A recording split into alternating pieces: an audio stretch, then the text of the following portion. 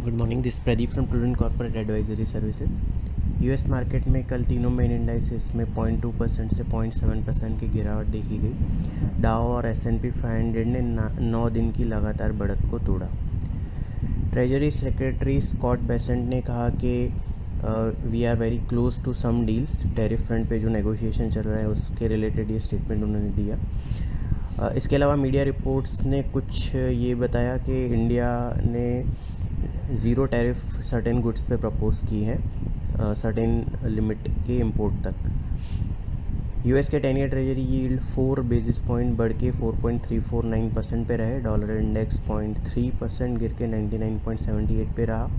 Gold 3% उछल के $3,336 पर आउंस पे चला गया।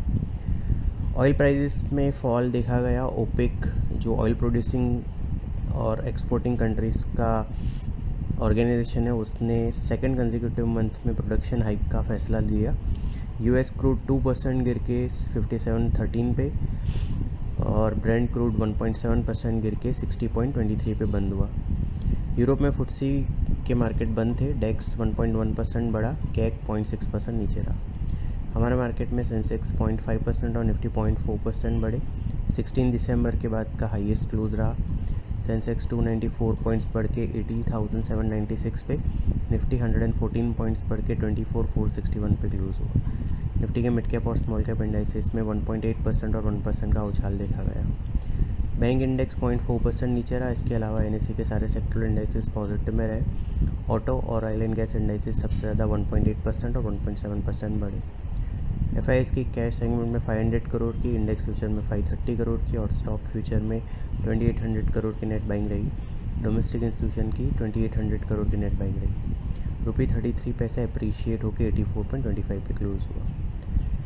जापान के मार्केट आज बंद है। शंघाई और हैंगसेंग 0.6% और 0.4% ऊपर ट्रेड कर रहे हैं। गिफ्ट निफ्टी हमारे मार्केट के लिए फ्लैटिश ओपनिंग सजेस्ट कर रहा है। कल हमने बताया था कि 24589 जो लास्ट वीक फ्राइडे को टॉप बना था वो इमीडिएट हर्डल के तौर पे काम करेगा और 24,050 इमीडिएट सपोर्ट के तौर पे काम करेगा। निफ्टी ने 24,526 का हाई बनाया, 24,461 पे क्लोज दिया। 24,589 इमीडिएट हर्डल के तौर पे कंटिन्यू कर रहा है। ये क्रॉस होता है तो फिर 25,037 नेक्स्ट मेजर टारगेट रहेगा। ऑन द लोअर से 24,050 जो लास्ट वीक का लो है जहाँ पे 200 डीएमए भी है वो इमीडिएट सपोर्ट के तौर पे कंटिन्यू कर रहा है, जिसके स्टॉप लॉस से लॉन्ग होल्ड किया जा सकता है। सिक्योरिटीज मार्केट में इन्वेस्टमेंट बाजार जोखिम के अधीन है। डिटेल डिस्क्लेमर के लिए www.prudentcorporate.com/research डिस्क्लेमर को विजिट करें। Thank you.